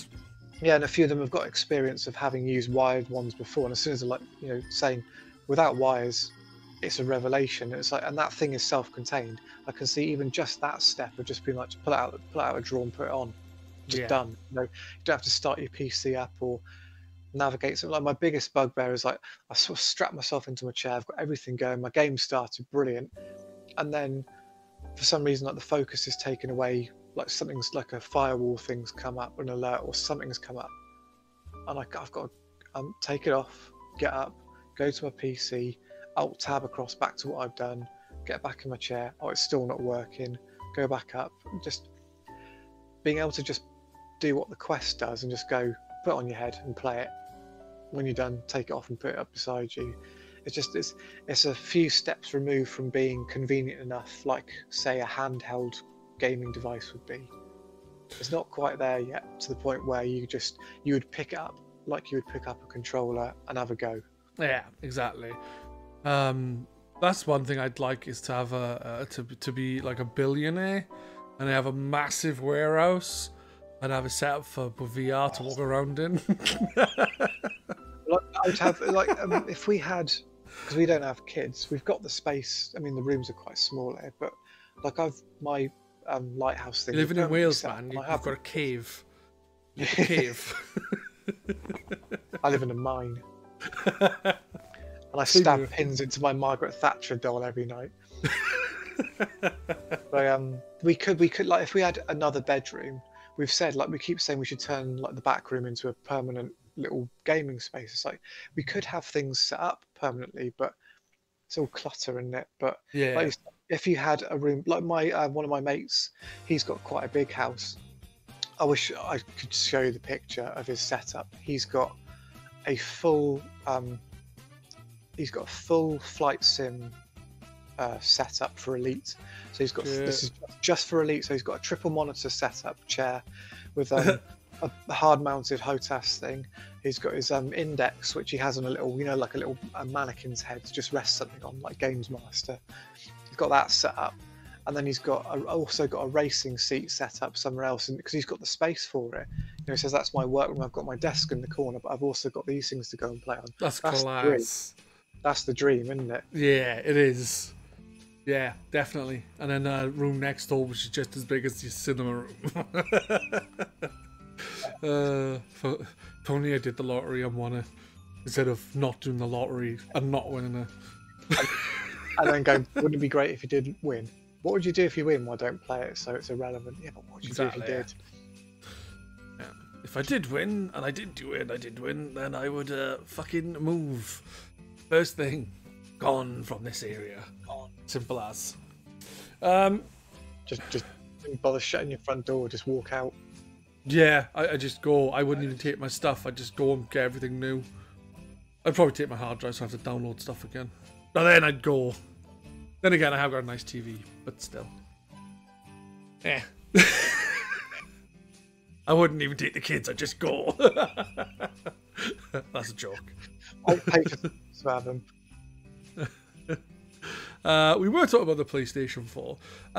What was your say? We'll just make this easy. What was your say? Top 5? I would say stand-up moments of the PlayStation 4 generation, but just top 5 games. I wouldn't know what to say for a stand-up moment. My top stand-up moment was when the PlayStation 4 decided to grow legs and jump to the moon. You're not really gonna get that, are you? My top game would be Drive Club. Yeah. Not because necessarily it's the best game. It's not. It's not the best game, but overall I had the most fun with it. I had the most single player time with it. I think played it a hell of a lot. Played it with you guys a lot. Played it with my mate I was just talking about. It's got the nice setup. We used to send each other challenges quite a lot because we're both really competitive with racing games, because he's shit hot as well. So if you get a challenge, just like rub your hands together. Right, this is going to be good fun. Played it. It's one of my standout. It's probably my game of the PlayStation 4, really. If I could go back, if I could bring a game with me to the new console, it would be that one. Second favourite thing, I've banged on it about many a time, but it's The Witness, because I loved it anyway. But much like we're having with Demon's Souls, me and the wife played it together. Even though it's a single player game, it was that shared experience of trying to work that together and exploring. Yeah, I actually remember you. That's why I mentioned Picross, is because I think it was The Witness. You talked about The Witness before, is what brought me up talking about Picross. Though I think it was a different stream, if you know what I mean. yeah, that was it. Yeah, shared experiences, isn't it? So loved it because of that. I mean, Red Dead Redemption 2. I'd put up there. I know a lot of people hate it, but that was a shared experience in a different way, because my wife loved the first game. She absolutely loved it. So when that came up, it was like I said, well, you play it first. So she played it. She was playing it upstairs. We had 2 PlayStations at the time. So she was playing it upstairs, and she's like, I don't want you to see this. You don't want to know what's going on in this game. But when she'd finished it, I could tell she was upset about something. I was like, oh, she goes, look, you just need to play this and I'll leave you to it. So once I'd finished playing it, and we sat down and talked about it, it was like talking about a great film we'd watched, or a great series or something, or some sort of shared memory of something that had actually happened. We just sat and talked about it for hours. Cool. Yeah, it was really cool. It was just like, sort of properly like, oh, did you do this? Yeah. What did you do in this situation? Oh, I didn't like this character. Or what did you think about this going on? Like, oh, I couldn't stand that, and absolutely loved it. So I think that would be one of the best games I've ever played, purely for the whole experience of it. Not necessarily playability wise. I mean, it was shit to play in some areas, but I just enjoyed it as a story. I can get that. Yeah. Like for me, I only played the intro section of Red Dead 2, just so I could play the online, and then because I thought I'd play with people online, and then I never have. Oh, so have you not actually played the whole game? I've not. I haven't even finished the first. I never even finished Red Dead 1. I say Red Dead 1. That was obviously Red Dead Revolver, but Red Dead Redemption. Like I never finished it because I loved the game. I was thoroughly enjoying it. I genuinely I was like, oh my god, I finally found a Rockstar game that I'm really enthralled with. Because I'm not a massive fan of GTAs. And no worries about them. I just don't enjoy them very much. Like Saints Row, great. Sleeping Dogs, great. GTA, I get bored of. I don't know why, but that's the issue with Red Dead Redemption. I was loving it. I was like, oh my god, this is the best Rockstar game I've ever played. Even better than the table tennis game that I really liked. And I got to Mexico, and I was like, I'm just not. This is just a slog now, and I don't know why. And after stopping, I was looking online, and for some reason, a lot of people just stopped in Mexico. But I read, like, if you push through it's supposed to be like a smallish section, I think, and then carry on past there, it's meant to get like really amazing again. So I'm like, so I've actually got it installed on my Xbox One X, Red Dead Redemption, to actually play. And I was thinking of streaming it, but I'm probably just gonna, I don't know, I'm gonna definitely play it again though and try and get past that.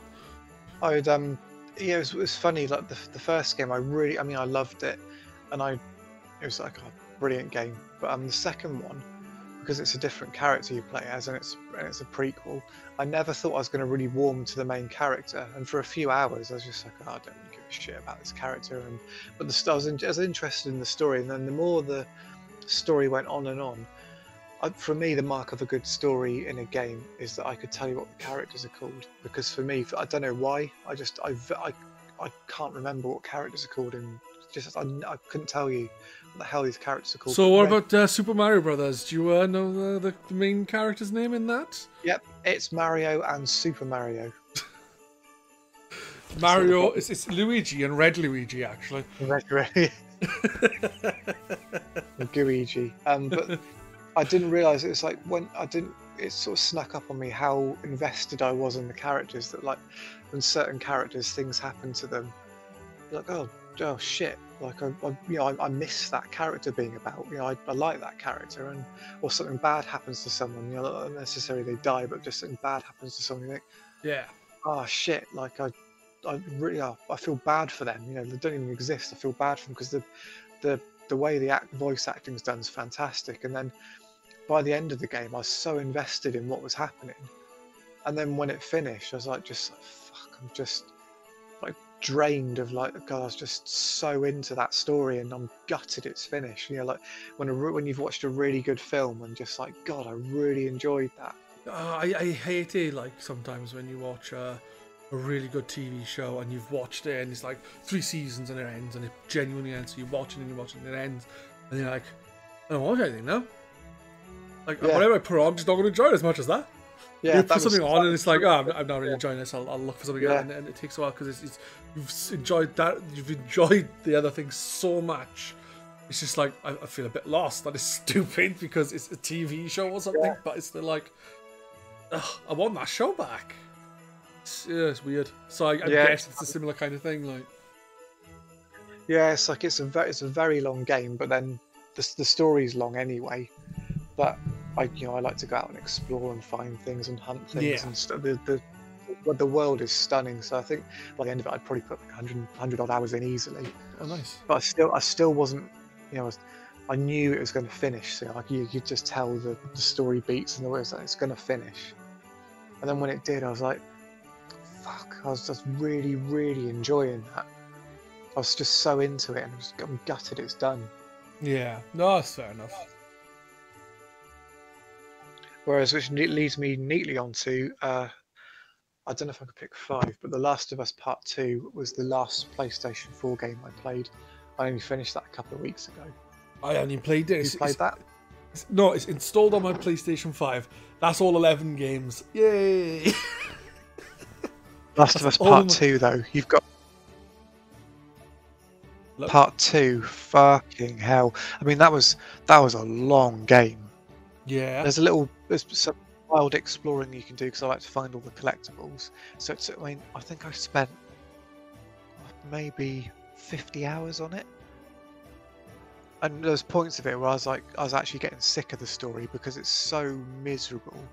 You know, it's in such a miserable world. You know, it's just there's very little joy in that story.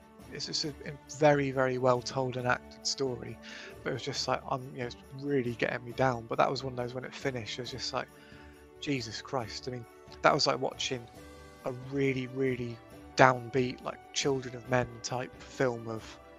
It was brilliant, but I don't think I want to play that again. I don't think I could take it.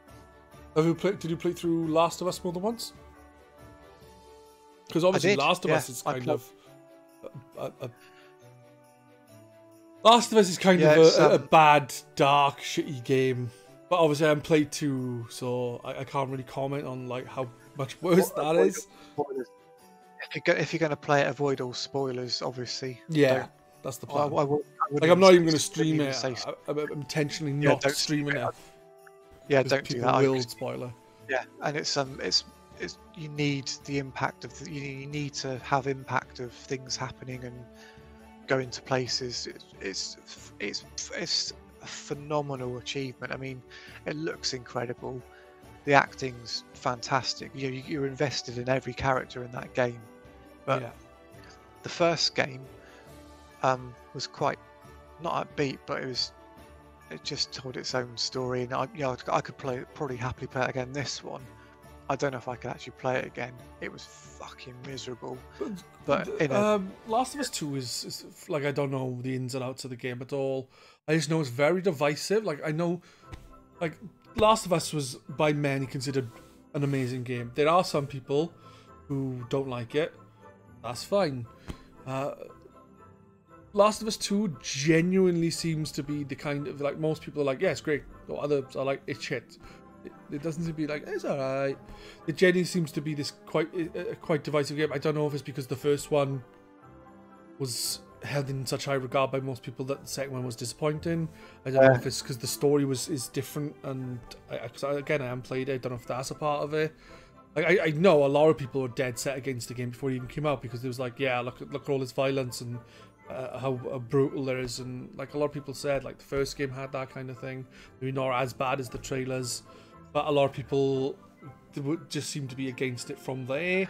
Yeah, I don't know, but it's very. It seems to really divide the crowd. What about yourself?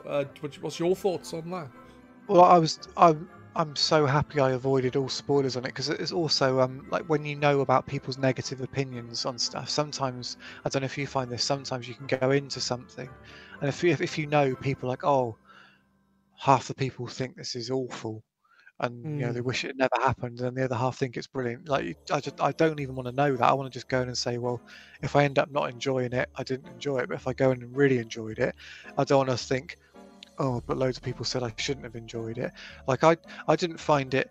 I mean, there's some pretty brutal stuff in there, but I didn't find it gratuitous or anything that you would see outside of like The Walking Dead or something.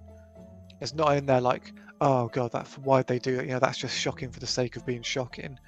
It was, I mean, I thought it was fantastic. I think it's equally as good, if not better, than the first one. But the story it tells is very, very different. Yeah, it's not telling the story of a journey. Well, I suppose it is. It's the first game was about a journey from this place to that place, whereas this is telling a very different story. And it's so I think a lot of people would have been, no matter what the game was, they wouldn't have liked it.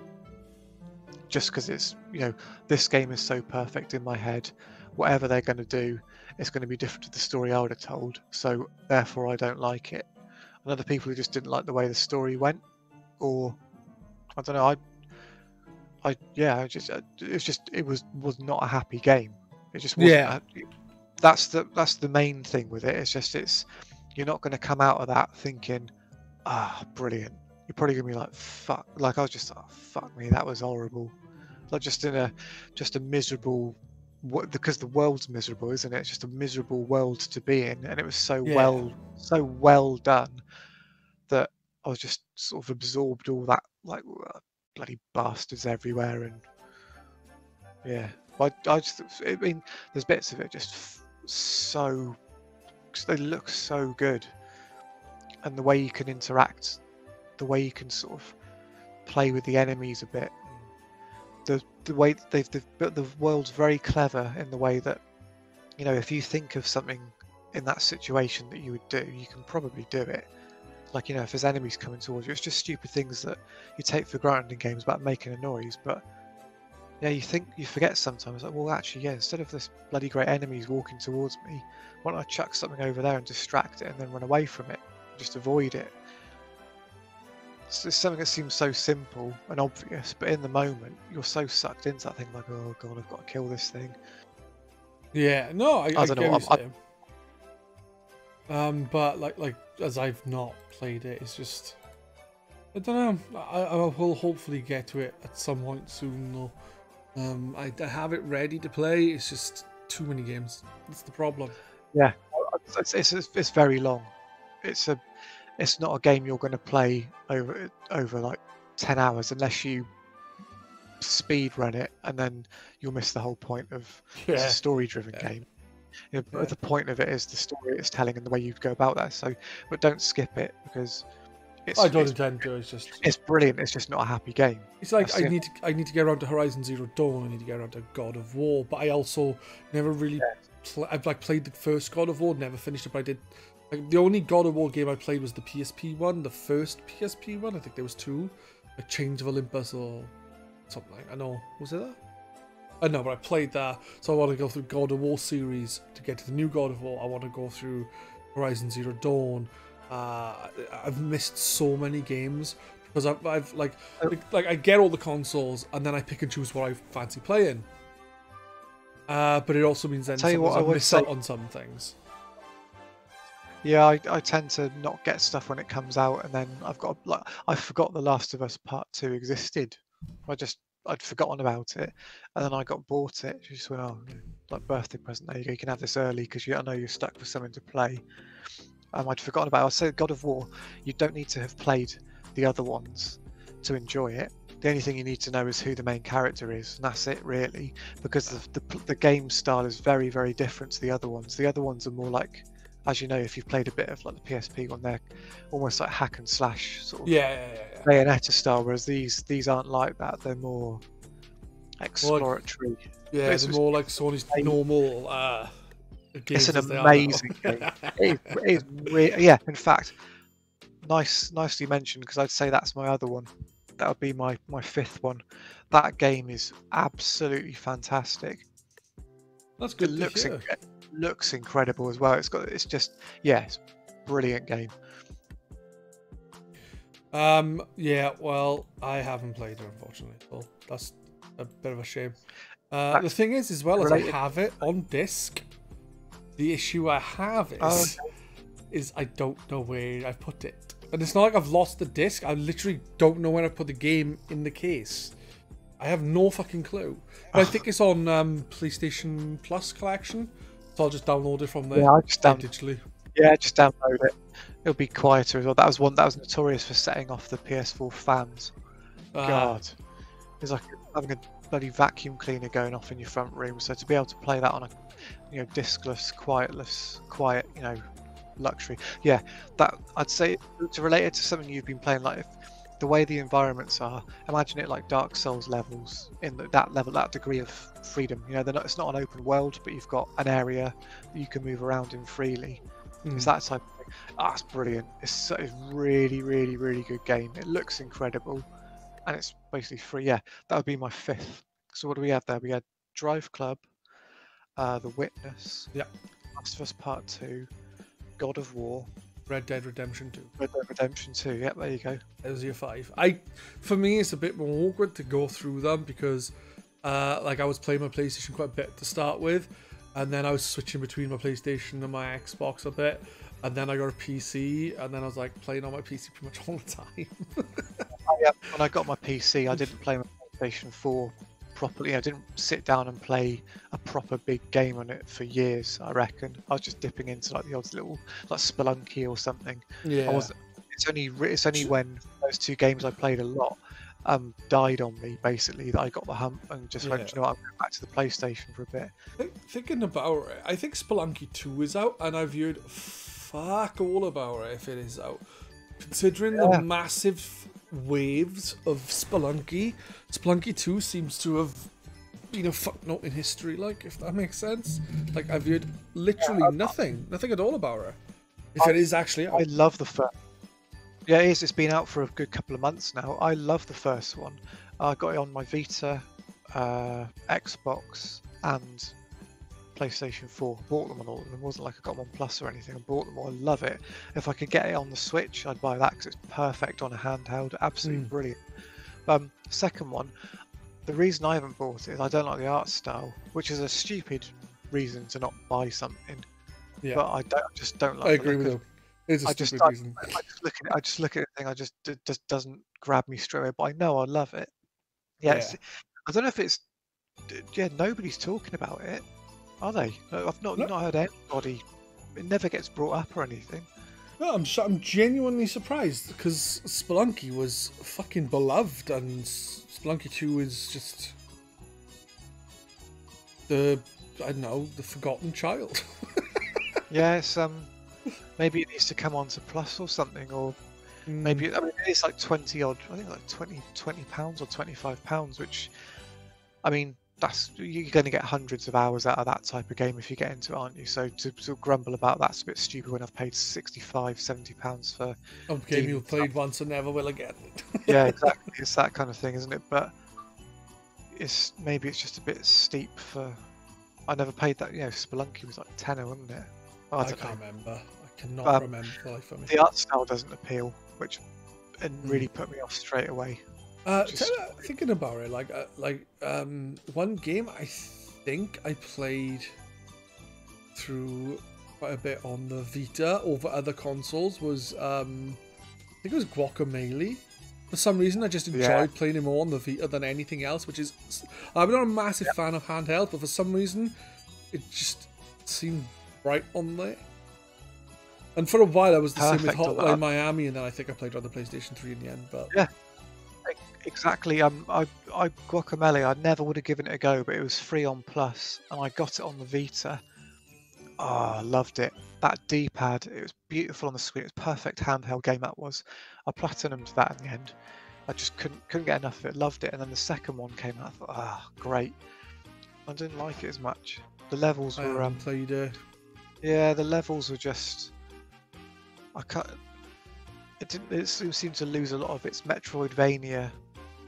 It didn't seem to have as much of that kind of thing going on. I mean, it had the coloured blocks to block your progress, but it wasn't as creative with it. And the levels were just like, imagine somebody drew like an S with tunnels on the screen. It tended to be that kind of thing. We just roll through a spike, jump over a pit, fall down, wall jump. There's nothing overly creative, and I just didn't enjoy it as much.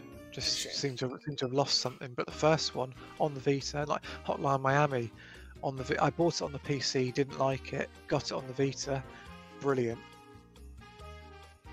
Yeah, I was playing. I think Hotline Miami I played on the Vita for a bit, and I loved it on there. And then I think I played on either the PC or the PlayStation 3 to finish. No, I think what I did was.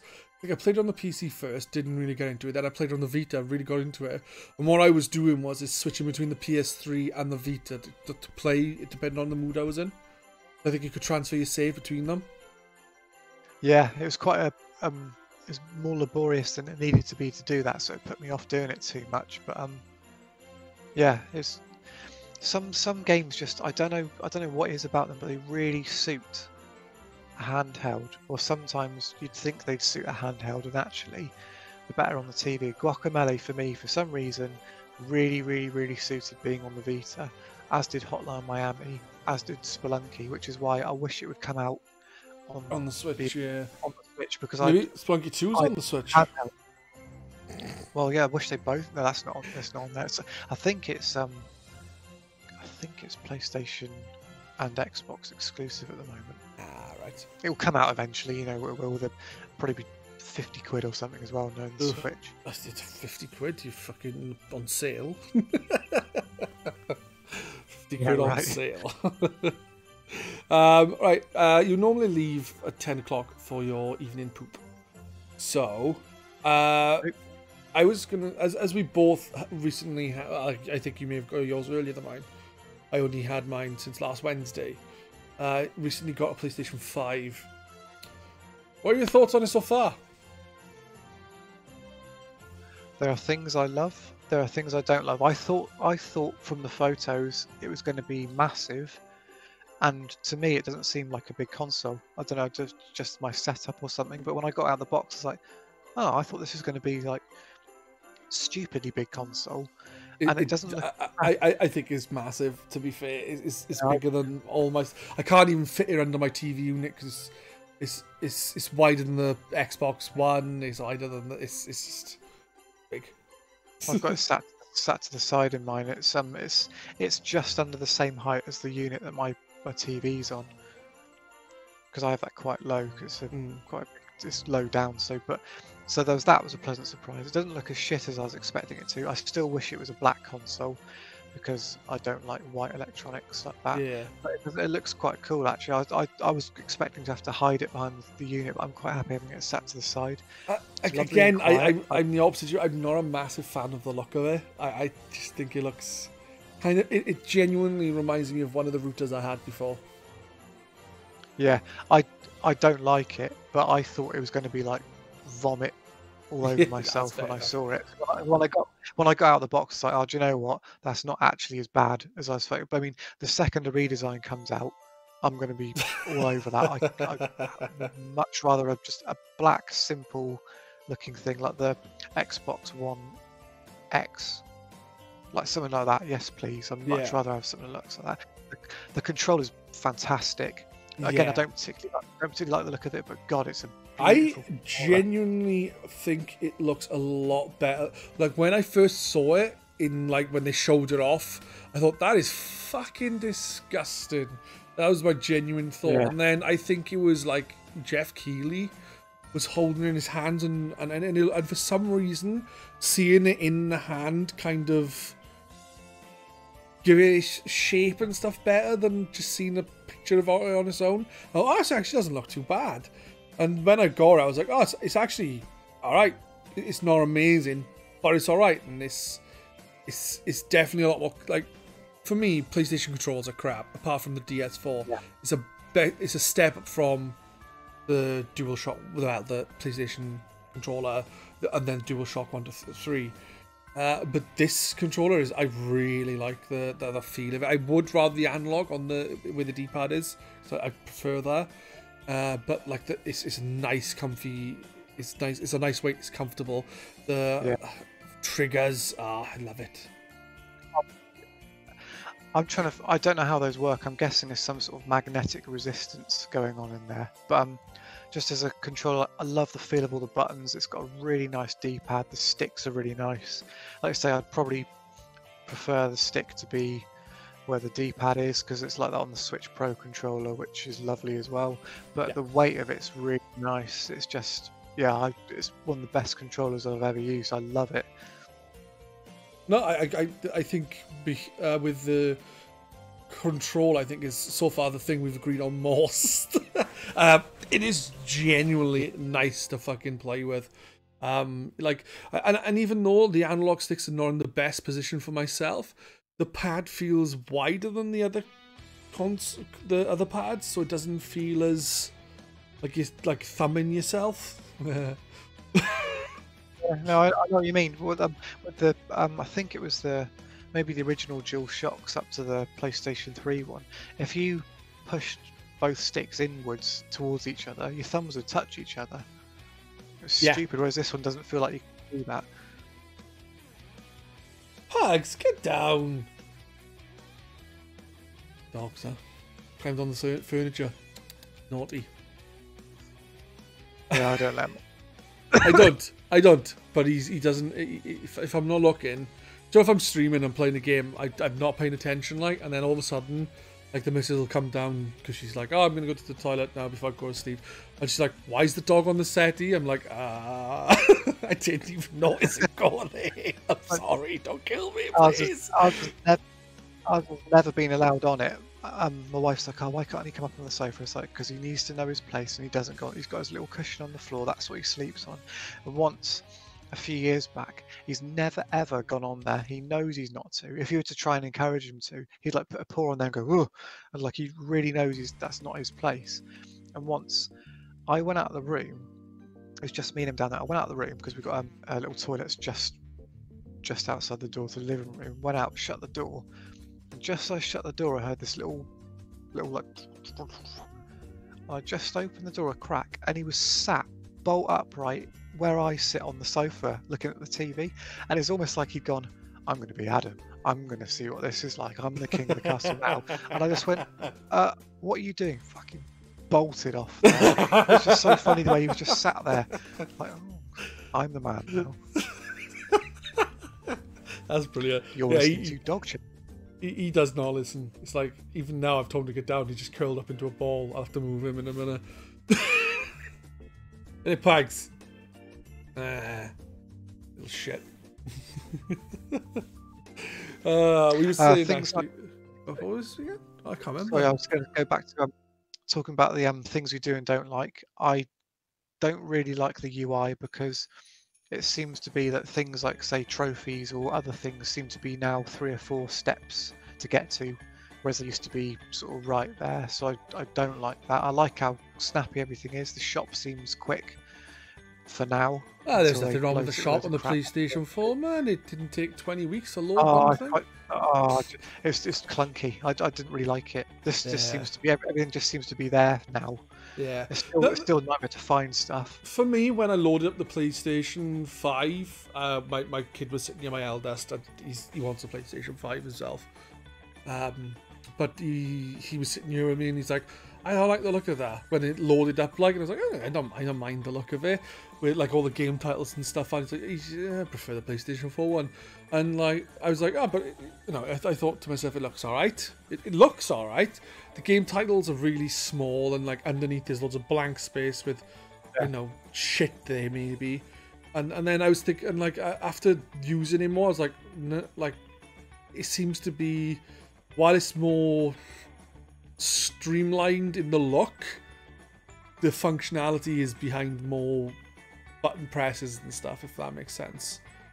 So it's like less cluttered, but more. Yeah, to get to things, it's like, you know, press the PlayStation button, and then a menu appears at the bottom, and then I go there, and then I go up to somewhere else to then go to. It's like, I just want to go there. I just want to. Because you know, you can customize things which go on that bar. I thought, right, okay, I'll get rid of some stuff, and I'll pin trophies to that, and I'll pin something else there. But the option wasn't there to do it, so maybe they just need to add some little shortcuts to things. Yeah. Just almost have everything called up when you want it. Yeah, I agree. Like I said, looking at it originally when I had it, I was like, oh yeah, it's not too bad actually. It's okay. But the more time I've spent with it, like, I still don't think it looks bad. It looks like maybe they could make the game logos bigger or something, because they seem to be like, this isn't the focus. The focus is the background and nothing here. Yeah, that's tiny. Exactly. I think they need to enlarge the games maybe, and make it a bit quicker to get around. But so yeah, I'm kind of with you that the UI is a bit of a step back in design, while it is quicker generally. Like, it's quicker moving around, but slower to move around. See, I know what I mean.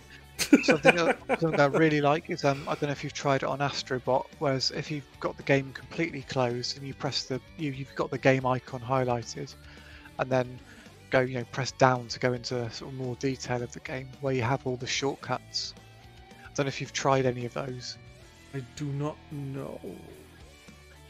Well, you'd know if you did. So have the game closed, as in press the start option button, wherever it's called, and you have the game closed. So it's you haven't just come out of it; it's closed. Press down on it, so you go. The screen fills with more details, and there'll be like notifications. There'll be like say something about a trophy. There'll probably be one that will say, I don't know, say Lava Land or whatever the level's called, and it will say square. It will say like either resume or go here. You press square, and from the game being closed, within about I'd say 2 seconds maybe, you're in that level. It's because just shortcuts you, bypasses all the menus. You're in that bit of the game. It's amazing. That is cool. I have not tried that, and I Really, will. really good. Because of the SSD stuff in like Demon Souls, this loading takes seconds. Between levels, just like a bit of mist comes on the screen, then you're in another level. It's brilliant. But to get into the games is kind of like the standard time. You'd be like developer logos, title screen, continue, menu, load, and stuff. And I think, well, it's not really that good. Like I was saying with Astrobot, it's like, once you're in the game, it's very quick and stuff, but it's not that good. But it's only when I looked at those things and the shortcuts, I was like, fuck me, that's impressive. That game's, I was like, showing my wife, watch this. So this game's closed. I've just turned the PlayStation on, press square on that, and it's just like the screen just goes black, and then it goes, whoosh, and you just play in that level. It's amazing. I did not know that. That is cool. I need to try that and be like, well, I would buy it. See, that thing is what makes the SSD stuff really impressive. Yeah. The fact I can only fit 11 games on it doesn't. Yeah, I mean, but I can just imagine the possibilities of that. You get like stop and swap, Andrew, because I can imagine you being able to jump between games like that. I can imagine having game-to-game loading being a possibility. I don't know why or how you'd want to do it, but say there was a Red Dead 3 or something. I can imagine you being able to actually skip between different games, or I don't know, there must be some, or say there was an indie game which had 5 sequels, being able to just go zip between the 2 games or something. It's so impressive. Something like Jackbox Party Packs 1 to 7, zip in between that. Like there's literally, like say there's 6 games on each pack, so say there's 35 games. You could just instead of you could go to the menu and just zip straight to the Quiplash 2, Quiplash 3, Fibbage, Drawful 2, and that kind of thing, instead of loading up the game, picking the actual thing. Just that would be cool. It's give it a go. Have a look for that menu. I think it either comes up when you press the PlayStation button, but it's more impressive if you just give that a go with the game closed and look down on the screen, and it will say something like Windy Valley or whatever it's called, and you press square on it, and just jumps you into that level. It's like, that's amazing. That's what the benefit of this is. I'm assuming it's only PlayStation 5 games, so obviously the PlayStation 4 wouldn't have been with that in mind. Like, but that bar as well, it recommends things for you to do. I don't know if you've noticed in game, if you're in Astrobot and you press the PlayStation button, it will recommend stuff to try. So it will say like, try and beat this guy, try and do this challenge, try and get this trophy. It will recommend several things to do with the square option on them. So it will say like, try this challenge. You press square and just jump you straight off to do that. No, I haven't even noticed. How the hell have I not noticed it? But that's the thing against it, isn't it? Is that something so new it's not buried, but it doesn't really make a song and dance about it. Yeah, it doesn't really, like, it should be at the forefront of, like, this is what you can do with the PlayStation 5 that you couldn't do on any of other PlayStation. Yeah, take a look. Yeah, and like when you press that little menu button, it should maybe be highlighted better or enlarged or something, just to show it off. I don't know. It's just that one little calling them cards. I think they're called cards, but just where it said it was one of those challenges. It said, "I'll try this challenge." I was like, "Oh, what's that?" Press square on it, expecting it to then just launch the game and see the logos, but it just went. Astrobot just appeared in the level. It's like, get the fuck out of here! What? It's so really impressive. It does sound really cool. I gotta be honest, it does. It's just a shame that I didn't notice it, but I'll definitely be having a look. Because Here we go. It sounds like for now right now it sounds like it's a bit of it sounds like it'll just be like cool to try once in a while. I think once more games come out, then like it could be used in such helpful ways. What about the Demon Souls then? Is it like, oh well, I could just go? Can you be like, oh, I'll start the game in this bonfire? Or I don't know how Demon Souls has bonfires. I can't remember, but no, it doesn't. It has an archstone at the start of the level, and then you've got maybe the odd shortcut here or there, but you've got to do the entire level in one, including the boss. Right. So that's what is harder about it. But it has it on those, but the one I tried, it said like Tower of Latria or something. I pressed it, it didn't really do anything because I think it signs into the online thing. I might try it again and see what it does, but it does have that on. Like it will say, it knows you're coming up to bosses, and it will say like Flame Lurker, like give that a go, or Demon God, give that a go. So when you're in the middle of a game and these things pop up, is it what you have to press the menu button, the PlayStation logo button, okay, and it'll be in the bottom bar, like? Yes, yeah. You can't miss them. If you're in a game and you press that button, they fill the middle of the screen up. It will show you trophy progress. So if you're near to something happening, you can set the spoiler level at a system level too. You can say, hey, look, you can tell it to only show me stuff which I'm kind of near. Or you can say, don't show me anything I haven't seen yet. But what it will do, it will recommend a trophy that you can get at that point, or it will say, like I'm on a boss, or the area you're in, it will pop up with some hints. If you're a PlayStation Plus user, it will have a picture of the level you're in, and then there'll be a little light bulb with a plus symbol on it, like PlayStation Plus. If you go in there, it'll give you some tips on the level, or perhaps the boss you're on. It'll give you some mild tips on how to progress. It's really good. That's really cool. I wish I'd seen that. Genuinely, like. Give it a go on Astrobot. It'll literally take you seconds to have a look at it. It's so impressive. Yeah. No, I definitely will. That is definitely something I want to check out. And it's going to come in fucking handy for a lot of games, especially like bigger open world games. It's like, you start the game in your usual place, or you could select one of many different locations to start from. Yeah, that's it.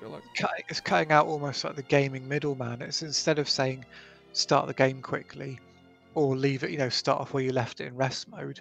You might not always be where you want to be, but you're not into that way of thinking because of loading times and stuff. Whereas now, if they have a shortcut, you might even, who knows, they might add the feature to pin locations. You might be able to say, I want to add this location in the game right here to a card on my PlayStation button to jump into every time. You don't know. Yeah. What else would you like to say? Or is that I'm only asking because I was going to, when we end, I'm not going to just end by saying bye, I'm going to end by saying goodbye, and then as Graham has asked you to serenade him as the podcast ends, what I was going to do is play your latest Christmas song as the outro, so we can say goodbye. You can jet off if you want to, and then I'll just end the stream with some Secret Santa's got the Rona. I apologise to anyone who is suffering with that. It's not supposed to be making light of it. I did think afterwards, like, shit. It's supposed to be. It's not supposed to be going like poor people suffering and ill. No, families. it's not. No. No, we know. We're not bastards. Well, I am, but Yeah. So yeah, what else would you like to say about the PlayStation 5? Just make it smaller. Just make it black, and it's good. I mean, I'm enjoying it at the moment. I got Dirt 5, which I played for an hour, and then it crashed while it was auto-saving, and then the PlayStation 5 auto-deleted the save for me, which I think you saw. Yeah. Like, oh, that was good. So I lost everything I'd done. I mean, yeah, it was only an hour, but I'd done a complete set of events and done quite a lot in that hour, and then it's like, oh. Thinking great. about it today, I installed Last of Us 2. And then the PlayStation went into rest mode. And when I put it back on, it just had when it loads up and the screen's like a background colour, just grey wavy kind of thing. Yeah, it's I've not touched rest mode yet. I used to use it constantly with the other PlayStation, but because I've heard there's problems with it, I'm not touching that until. Yeah. To be honest, power off and complete power off is so quick anyway. It's not even that far off what rest mode on the PS4 is, so it's not like I'm about to sit there and wait a great deal of time anyway. No, so. I think the reason why a lot of people use rest mode is for downloads. Which is understandable. Like me, I think I went off to do something, come back, and it knocked off. So when I put it back on, it basically had the background for the UI, but it didn't actually have the UI, and I couldn't do anything. I was like, oh, what the fuck now? So I had to unplug it back in. I was not impressed. But it was when I had Last of Us 2 in, the disc in. It's not happened when it's gone into rest mode when I haven't had a disc in there. So, yeah. Oh my god, Yeah, excited for this. Cheers, Victor. You are a legend. I'm putting that in the box. You should. You should. I was going to say, in 7 years' time, you could release a full Christmas album. Because you're doing one song a year. You know, I don't think I can hack them anymore. I get so sick of hearing them. It takes ages. It's only 7 years. And then I'll just remix them. Hey, Doom, how's it going? Doom has just arrived. Oh, good timing. In the chat. So yeah. I'm gonna leave you now. Yeah, that's cool, dude. I'm gonna end the stream here, but obviously I'm gonna let out the music play out. So there you go. So I'll say goodbye from you, and I think Victor will as well. But I will not end the stream until the song finishes. Right, cheers, everyone. Thanks for listening to my ramblings, and I shall see you soon. Same here. Have a good day, and now I'm pressing play. Bye-bye.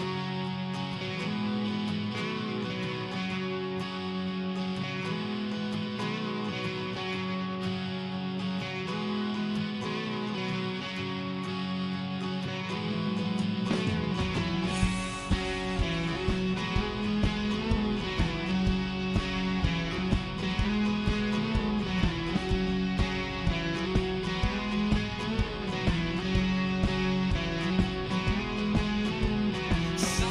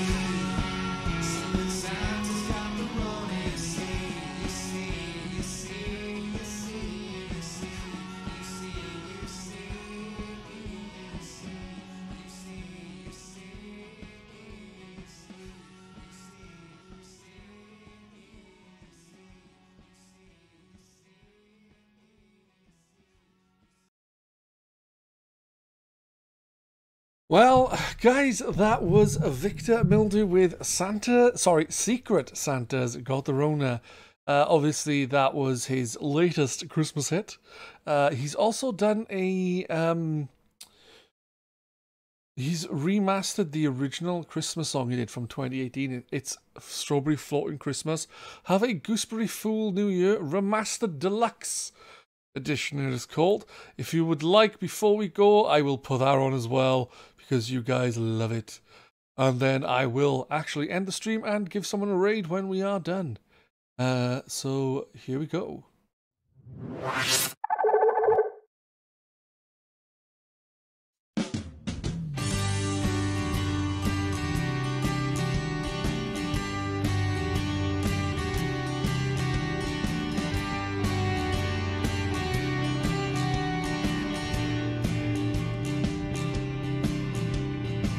I don't believe it, it's that time of year. The Secret Santa and the Six Wops here. So change your name, change your smileys too. A Christmas Cade is waiting for you. And Die Hard's on the TV, the best Christmas film, it's true. It rhymes with one until the crisp's all gone. The rook goes out of beer. Post your cards in the poo box. You've been doing it for years. And leave a note out for stool book or stool ground if she's here. It's strawberry floating Christmas. I have a gooseberry full New Year. Drink a pint of lager by the fireside and hope you don't get fest this year. Oh no.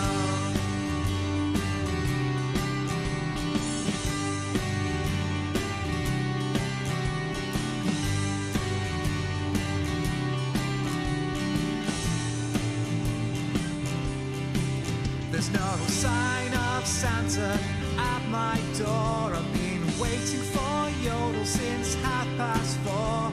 I checked behind the bins by the burgers too, and now I don't have time to go bowling with you.